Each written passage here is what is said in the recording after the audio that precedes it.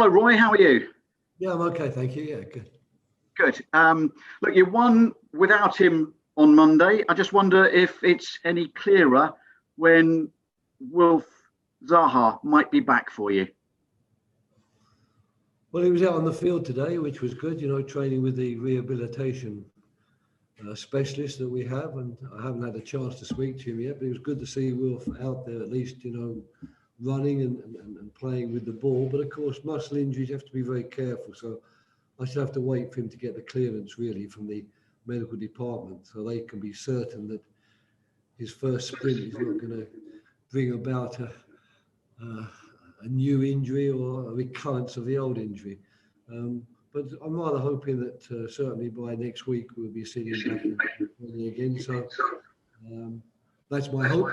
As I say, I run the risk of being shot down in flames by the medical department and the sports science. Listen, that's very encouraging news. What about the rest of the injury situation? You got, quite a few. Anybody getting closer? No, well, yes and no, because Jeffrey Schlupp today and Connor Wickham also took part in the early part of the training with the team. But they've been also with the rehabilitation specialist for a long period of time, so they were at least with us for an early part of the session, but they didn't join in the more intensive part. And I don't think they're going to be able to do more with us until at least next week.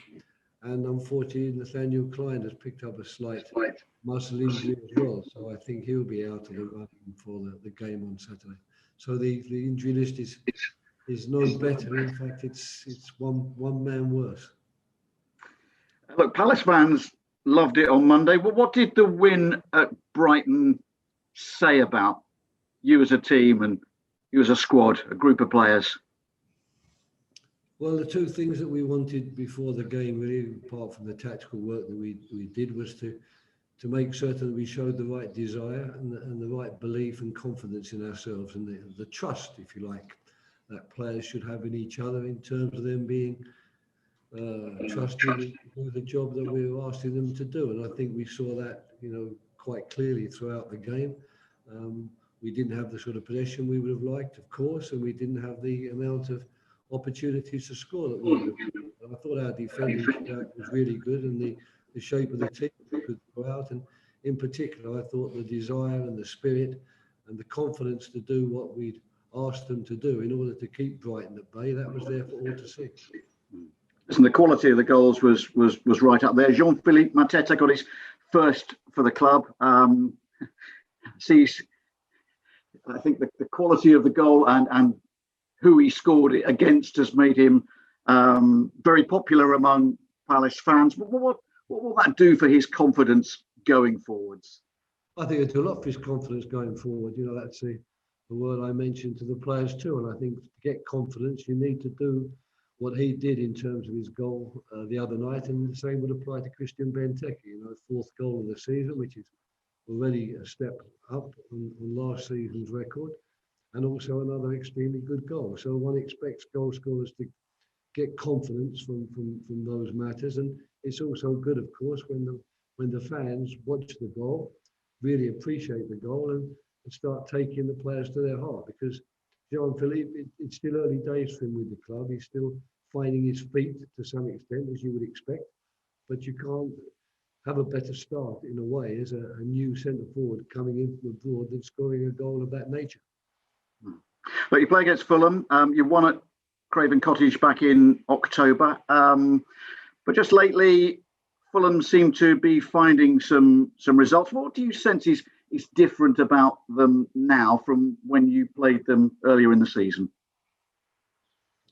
Well, it's not an easy question for me to answer. I mean, apart from the obvious statement, I think they're playing much better now. They're playing really well. I think they've brought some important players into the team. I'm thinking of Anderson at centre-back, who's doing exceptionally well. I'm thinking in particular of Ruben Loftus-Cheek as well. And although one or two of the other players who are doing well at the moment were there at the start of the season, they certainly weren't in the form that they're in today. I think the coaching staff and the manager, Scott, have obviously done an extremely good job in improving the side from that team we met at the start of the season. I would quite frankly say the there's little comparison between the two teams. I think at the start of the season, they weren't winning or getting many points because they weren't doing the things which I'm sure the management and coaching staff wanted them to do. But now you see they're doing all the things that any management or coaching staff would want of a group of players. And, 7 points from 9 and winning matches away to Everton and being unbeaten in so many games, really and truly, if you look at the form table over the last couple of months, I would think they'd be right up the top, let alone near the bottom. But of course, they're playing catch up because of that poor start. But we have enormous respect for them. I have enormous respect for the club, of course, as well. And we're getting ready for another very, very difficult game and one where we'll have to pull out all the stops if we're going to be smiling at the end of it. Scott Parker says he takes hope from what you did at Fulham back in 2008. You kept them up. You won 4 of your last 5, I think. But aside from that, what else did it take to keep Fulham up? What will it take? No, yeah. What did it take for you? What did it take for us? Well, I suppose you need that slice of luck. It wasn't. We didn't play those last 4 or 5 games and totally dominate our opponents and, win the game at a canter. We won the game really by showing an awful lot of the spirit and the determination that I thought was on show from the Palace team the other night. Luckily, we scored some goals during that, especially that last period, that one you mentioned, where was it 4 out of 5 we won? I can't remember. I remember a game with Birmingham in the middle of that, which we lost, which I thought was going to be a real crucial blow for us. But I think that he's going to find that, first of all, he's going to need to keep the current run of form going because they're not that far behind the rest of us anyway at the moment. And then they're going to need to, at one stage, perhaps deal with some of the blows which they haven't felt over the last few weeks. It's been going extremely well and they're getting victories and points and everyone's speaking extremely highly of them, and so they should. But there's going to come a time, I fear, between now and the end of the season where they'll come across a few obstacles, a few setbacks, and a lot will depend upon the character of the team there and how they get over those setbacks, because that certainly happened to us. In that year we survived, there was a moment where it looked like we were doing well and we're going to come out of it quite easily, and then we hit a wall and found ourselves plummeted down again. But luckily, we found the necessary desire and determination and had the luck necessary to pull it off at the end. But there's still a third of the season to go. Crystal Palace are closer to the top 6 than they are to the bottom 3. So what's achievable this season? Should a top half finish be achievable? Well, I think it's achievable for quite a few of us who are in the top 10 at the moment. So I don't think one can say that's not achievable. But the one thing is going to be certain that for us, we're going to need the players back that at the moment we can't use because they're in the treatment room, because our squad isn't enormous anyway in terms of quality and experienced players, and to have so many good quality and so many experienced players not even available, that's going to make life difficult for us going forward until such time as I can look again at the sort of squad that I was looking at 2 or 3 months ago before this injury crisis struck. But finally, from me, fans could be back for the final Premier League match of the season. Now, Palace's final match is away to Liverpool. Numbers, I guess, are going to be limited, but given that no fans have seen any Premier League football this season, would it be good for them to be away fans? Maybe just a limited number, but home and away fans at every match? Well, of course, I would definitely agree with that, Ian. There's no doubt. I think if it's going to be that limited, the away fans should be taken into account. Now, what percentage it should be, I don't know. But it still seems strange to me that, we're tested so much, we live so much in our bubble. I think the situation in the country is improving so much. I'm watching a test match in India. I didn't realise that there was no COVID problems in India, so that 50,000 people can go to Chennai and watch games. I'm just hoping really that sooner or later people will look at it and say, do we really need to keep people imprisoned until May the 12th? And is there no chance that we can start letting people back a little bit sooner than that? So as I'm an optimist, that's how I live my life, believing and hoping that this current suggestion that on the last day of the season there'll be a few fans there, I'm still optimistic and determined to believe that we will see fans back before that, because I believe the government will accept that the situation is no longer critical and that fans won't actually be spreading the disease by coming to the game, as long as we look after them as we did when they were allowed back in for that one game several months ago. Roy, thank you. Pleasure, Ian. Thanks, Ian. Go to Mark Scott, PLP. Thank you. Hi there, Roy. Obviously, a win always puts a spring in the step, but does the nature of the win at Brighton and the fact that it was late on against the old enemy just add to that sort of spring in the step this week? Yes, I think it does. I think I'd be wrong to try and play that down, the atmosphere after the game, the players' awareness that they'd had to work so hard and do so well to come away with those 3 points, and the nature, of course, of winning those 3 points in the very last minute, almost the last kick of the game. There is no worse way to lose a match, I don't think, than in the last minute of the game when you've actually thought you're doing quite well and you deserve something from the game. But there's no better way of winning it, of course, because especially if you're working hard to make certain that you get at least a point from the game, and all of a sudden you find you've got 3. So we have to be very grateful for that, and I think everybody was. But on the other hand, they knew that they'd given their all, they'd done everything that they could be expected to do, the players, to bring about the chance of us winning the game. And as a result, everyone was delighted on the way home, and training this week has seen lots of smiling faces, and let's hope we can keep them smiling at least tomorrow before Sunday comes around. Does it take a little bit of the pressure off the Fulham game after a couple of sort of tricky results, the fact that you've got that win and put some breathing space between you and the bottom 3? Well, you can look at it that way, of course. I mean, you can always look at it that, if you need 38 points, we all think, to stay in the league, that's been the sort of watermark for the last few years at least. That's a point a game. So you could argue that every time you win a game, that's three games worth of points. But I don't think we think of it that way. We really believe that it's important to keep kicking on and to take what we did at Brighton, certainly into the Fulham game, but fully aware of the fact that once again we're meeting a team that's low in the table, but high in confidence and very good in terms of their current league form. They are playing well. They're winning games.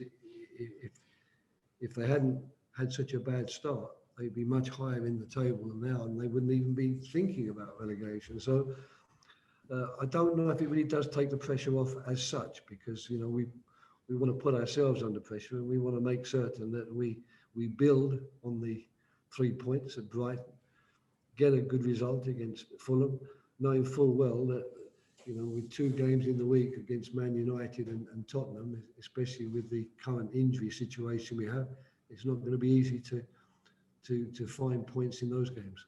And just looking at Fulham's situation, psychologically, their fate is now back in their own hands, in the sense that they play Newcastle on the final day. They're 3 points behind them. How much of a lift can that give a team when they know that they have control over their own destiny when they have been cut adrift for quite a while?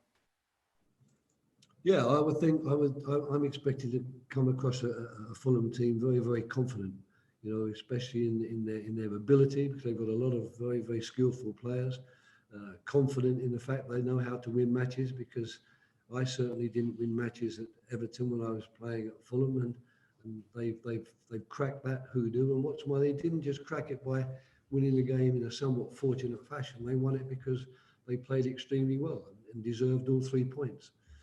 So we're readying ourselves for a game which we know is going to be very, very difficult. And I do hope that we're going to be able to continue where we left off on Monday night, and I don't want any thoughts to enter the players' minds that, well, because you've got those 3 points, this next game is slightly less important. I want to go into this game really imagining that we didn't get the points against Brighton and that we really are desperate now to get them against Fulham, because at least that will, I hope, give us the sort of performance that I saw from the players the other night. Just finally on Scott as well, it'll be 2 years to the day since he was put in caretaker charge of Fulham when he played the game on Sunday. Real tough job to keep a side in the Premier League in the current sort of situation, but so early in his managerial career as well. I mean, it would be a marvellous achievement for him if he could keep them up. Oh, absolutely. Absolutely. I mean, I'm full of admiration for the work that he and his coaching staff have done there. Stuart Gray, I know, has an influence at the club and has done well there as well. It's a club that I have enormous affection for. Alongside Palace, there's no doubt they would be the two clubs where I suppose I would have the most affection here in England. And once this game's over, and hopefully we've sent them packing without any points from this game, I shall be 100% behind them in every other game, and certainly rooting for them to stay in the league. And I think in Scott and his coaching staff, they have the men there to do it, and they have the playing staff too. Top man, thank you, Roy. Thanks, Mark. Go to Alex Howell, BBC Sport. Hi, Roy. Hi. Hi. A slightly strange one. I don't know if you saw, but Aston Villa's team news, there was rumours it was leaked through Fantasy Football. So I was just wondering, is there any policy at Palace about players not playing fantasy football and inadvertently leaking team news? No, as far as I know, there's no club policy. I've not come across it. I certainly haven't instigated any club policy in that respect. I'm afraid with leaks, especially having worked for England for 4 years, leaks become a part of your life. And if you work too hard to work out where the leaks are coming from, you would need a combination of Sherlock Holmes and Poirot to help you along the way.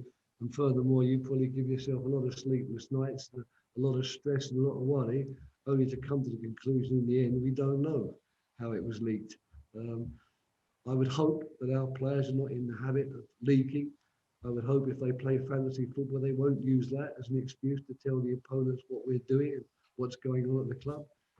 But if one day it happens, I suppose I would just have to bite the bullet and accept that once again I've been hit by a leak which I could have done without. Thank you. And I know you've touched on it there about managing Fulham and keeping them up. Does being at the top of the table and when you being at the bottom of the table, and picking up good form, does it feel like you take a different type of momentum into matches? Oh, without a doubt. I mean, I'm expecting Fulham to come here with enormous momentum, enormous confidence. They've been playing so well, even in some of those games where they've drawn. They could so easily have won because the quality of their play has been good. So when the quality of your players is that good, when your players are doing as well as the Fulham players have been doing, they've got to come here to Selhurst Park believing that this is a game that they can win if they play the right way. And we've got to understand that that is a distinct possibility. And we've got to do our level best to make certain they don't produce that form and we don't allow them to play the good football they've been playing, which has given them the points they've been taking. And finally, Roy, I was just wondering, any of the players who are coming towards the end of their contract, are there talks ongoing or anyone close to extending their stay? I haven't had any contact or any discussions with either the chairman or with the sporting director on that subject. It's quite possible, that behind the scenes agents are talking and the club is talking, but as far as I know, there's no definite steps being taken at the moment, either one way or the other. But I wouldn't be surprised if a lot of talk is going on in the background, but I can't update you or enlighten you about that. And really, I think you'd have to address the questions to either Doug Friedman or to Steve Parish. Perfect. Thank you and good luck on Sunday. Thank you. Thanks. Okay, if there are no more broadcast questions, we'll finish that there. Please, that's the end of the broadcast section, and we'll start with